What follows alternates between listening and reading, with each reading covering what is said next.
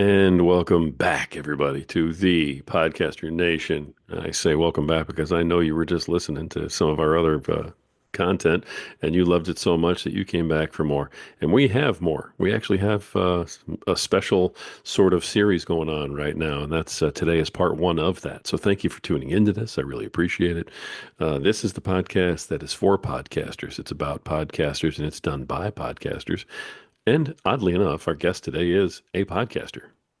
It's me. I'm the guest. So, this is the place where the rising tide raises all ships, and I hope that we do just that today and in part two and part three coming up this week, where we raise everybody's ship up just a little bit in the tide. I hope it helps everyone.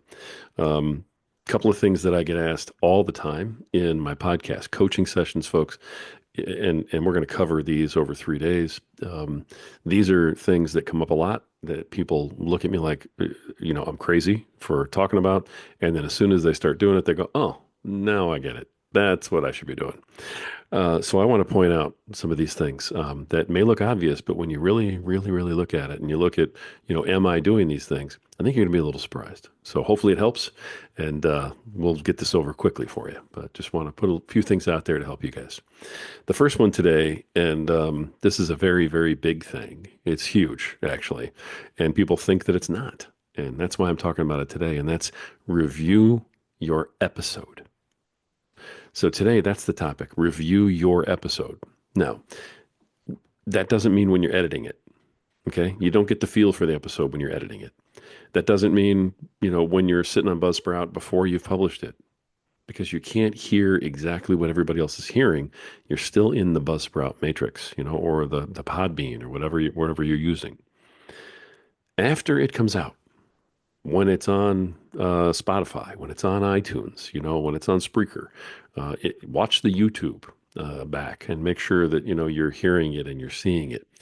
The reason that I want you to review this stuff is there are a lot of things we miss, and there are a lot of things we need to see, and we can't see them in the editing booth, and we can't see them when we're in the hosting chair. We have to turn ourselves around and become a listener in order to see some of these items as they come up. The first one, and I think it's the biggest, and it's the thing that really got me doing this in the first place, and that is missed questions, missed opportunities. How often does a guest answer a question, by saying, well, yeah, that's a great question. Thanks, Rory, for asking that question. And here's the answer. Da, da, da. And that reminds me a lot of, when I was a kid and, we had some circumstances kind of like that.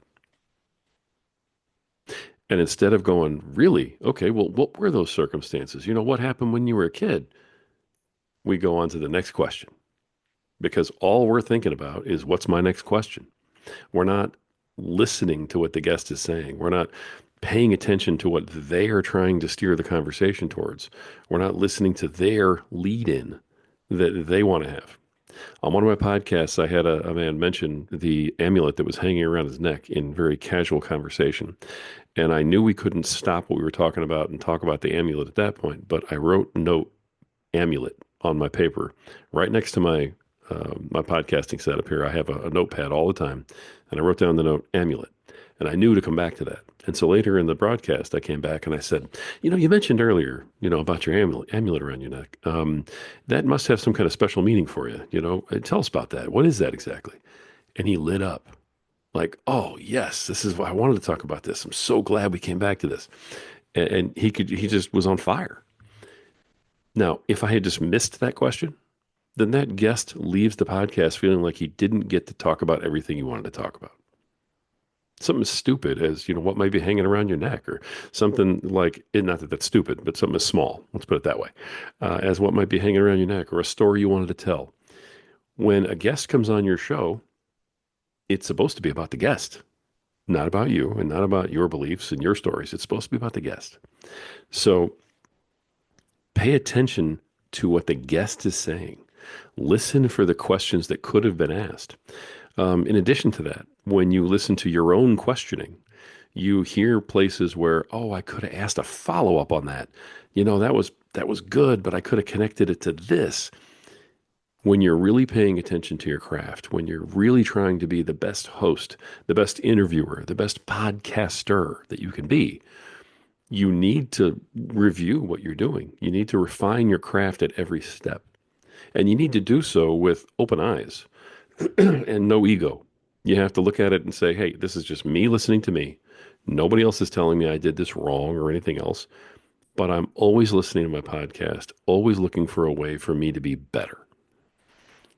I've been doing this for 5 years. I've done hundreds of episodes. We are international. I do this for a living. Okay. I've accomplished a lot.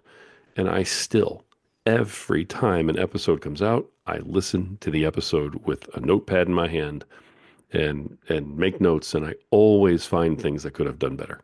Always. Even after all this time. It is worth the investment of the time. All right. Let me give you a couple other reasons why. Look at your time on your podcast. Are you aiming for 45 minutes and they keep coming in at 50 or 55 or over an hour? Are you trying to make them shorter, like 15, 20 minutes, and they keep coming in at 30, 35, 40 minutes? There are a lot of things we do as the podcaster, as the host, in terms of keeping the show on the rails, trying to not, have the guest and the topic and the subject and the conversation go way off base. There are tangents we go off on as hosts, and we don't even realize it in the moment. And even if it comes back to a good question, we don't catch it necessarily. When you review your episode and you listen to all of these things, you catch all of that. Okay, I listen to my own and I go, man, I was really on that question. And then I went, and oh, by the way, and oh, by the way, and I had a tangent and another tangent. And I came back to the question, but man, I wasted a minute and a half just in that one spot. Now, you don't go in and edit that out and worry about chopping up your words and your sentences. You'll learn. Okay. Editing is supposed to clean it up. It's not supposed to do your job for you. People think that they can just say whatever they want to say and ask whatever question they want to ask. And in the editing booth, we'll clean it all up. And if that wasn't a good question, I'll just cut it out. The fact of the matter is that every question you ask, the way that you ask it, every reaction that you have, the way you hold your head, the way that you nod, the eye contact that you make, the tone of your voice, all of it is part of the story. All of it is communication with your guest.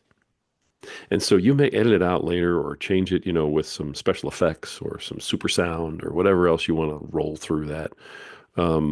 The fact of the matter is the guest doesn't get to respond to the new and improved you.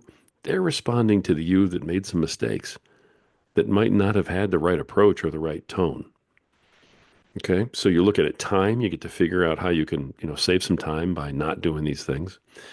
You can also say, hey, what could I have expounded on more?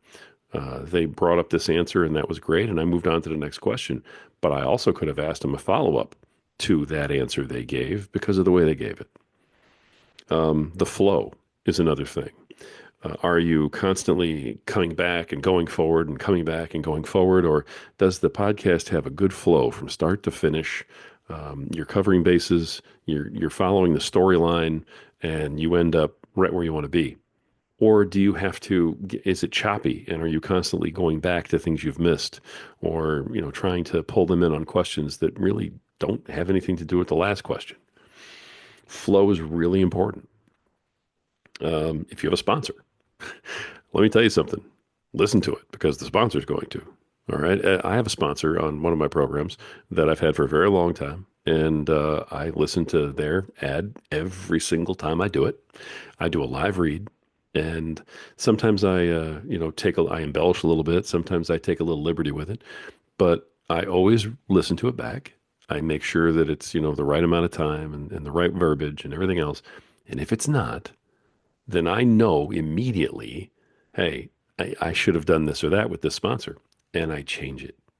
And sometimes I've even left some things out and I've contacted the sponsor and said, hey, there was this one episode where I didn't quite hit this. I'm going to give you a bonus episode to cover up for that, to make up for that. And we're going to be all set. Total transparency, which I wouldn't know if I hadn't listened to the episode. Now, many of you folks out there don't have live read sponsors. Okay.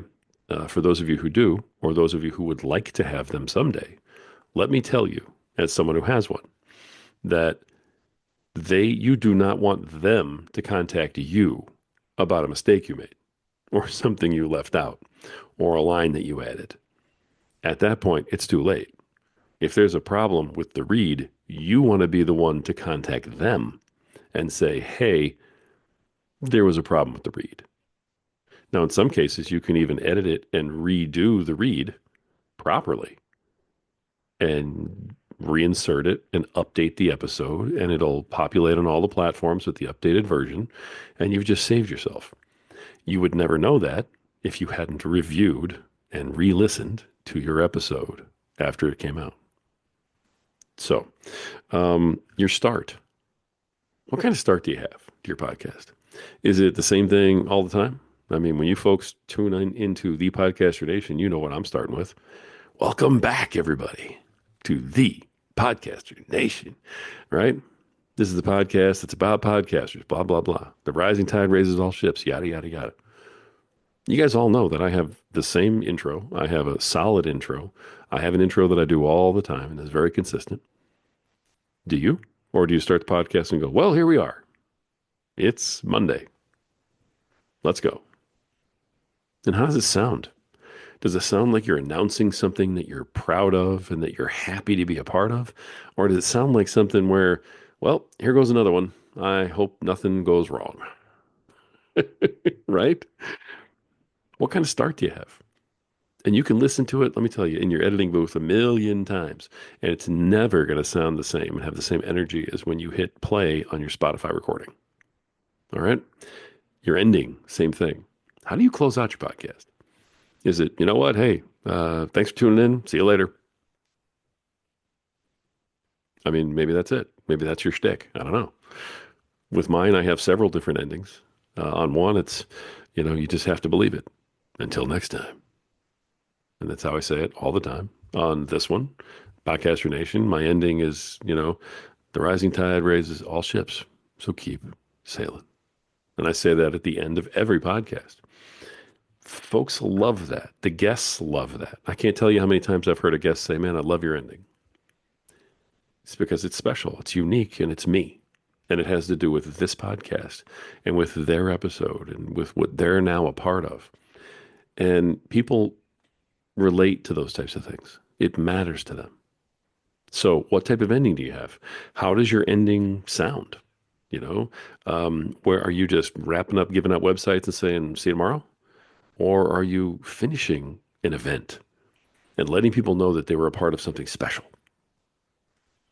We'll get more into that later, but those are things that you can review and hear and things like that. If you want to try out different starts and different endings, you can, but then re-listen to them in their finished form and see how it vibes, see how it fits with you. Feel the energy coming from it. Is it you? Is it right? And then you'll know. Okay. What kind of impression am I making? How am I coming across?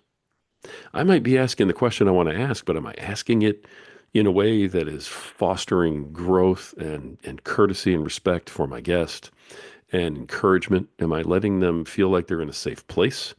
Or am I making them feel like they're being attacked?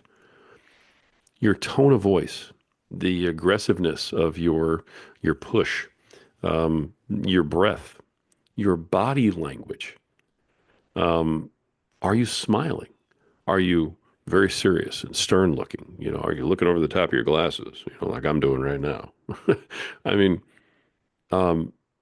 your hand mannerisms, the position of your body. Are you laying back a little bit and just receiving, or are you way up on the microphone like this going, hey, wow, what's next? What's next? All of these things are communication. And you communicate with all of these different things. We're going to talk about that more in depth later on in terms of body language and what's important and how you do it and what it means to a guest. But for right now, look at yours. How are you coming across? When you're getting ready to ask the next question, are you looking all over the room or fumbling with your notes and trying to read your own handwriting? Or are you smoothly and seamlessly moving into the next question? and saying, hey, that brings me to this question. Boom. And there we go. Impression. How are you coming across?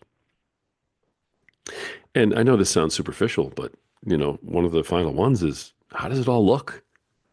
What's your backdrop look like? Do you have a whole bunch of shadows or too much light or the pictures that you have in the back or the backdrop, is it working? If you have one of the automatic backdrops, is it making your arms disappear every time you move because you talk with your hands? You know, what have you got going? What's your hair look like? Hey, I haven't shaved in a while. Is my beard growing out okay, or do I look like Grizzly Adams on the podcast? Oh man, I had something in my teeth for that entire episode, and every time I smile, you can see it. Looks like a piece of spinach or something. Oh no, right? And you don't notice it until you're close up on your face on YouTube. Okay, look, this is it sounds funny, but all of these things happen, and they all matter. The other thing is what are your mannerisms, and how are you working your body language?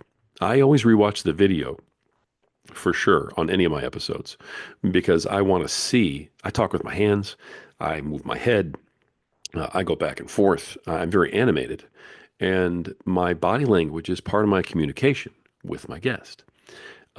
I need to look at that. And there are times when I've reacted to something that I thought was really funny and I've laughed, and maybe it was more of a high pitched, goofy laugh. And I heard that on the video and went, whoa, oh, ow, oh, man, that was rough. I need to maybe not laugh that way again, stuff like that.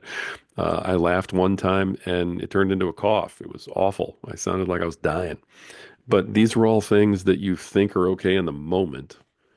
They may even get past you in the editing booth, but then they go live and you're like, oof, yeah, wow, that wasn't quite what I thought it was. Look at yourself, listen to yourself. How are you coming across? What's the visual picture that you're putting out there going along with the audio one? Now, if you don't have a video podcast and you're audio only, this is still really important to go back and look at because the way you're coming across visually is part of the way your guest is seeing you. And your guest is reacting to your audio and to what they see visually. So it is part of the story, even if you're not putting it out there as a video as an end product. Pay attention, folks. Look at these things. All right. There are so many little nuances of podcasting that we can all get better on, myself included. I work on it every day. But if any of this helps you, then I hope you'll put it into practice, and I hope that it will help make you a better podcaster tomorrow than you are today. This is the place where the rising tide, raises all ships. That's what we do. Okay. These are things that people think are not important, and I just want you to understand why they really are. Take the time, listen to your own stuff. All right. Be your own biggest critic, and then somebody else won't have to be. Okay. And if you're ready to get some coaching on this stuff, contact me. All right. Would love to work with every single one of you. If you're hearing this and you have a podcast and you have not yet been interviewed on the Podcaster Nation by me, please reach out. Comment below, after it's posted. Send me a DM anywhere. I'm very easy to find on social media. But let me know and let's get it set up. All right. If you're a podcaster, this is your platform. This is for you. Folks, I hope that some of this helped. We're going to end it here. We have two more of these coming on different topics. I hope that somebody got a little value out of this today. All right, I sure enjoyed giving it out to you, and this is the type of thing that we can all learn from, review ourselves, and grow from a little bit. This is truly the place where the rising tide raises all ships. So keep sailing.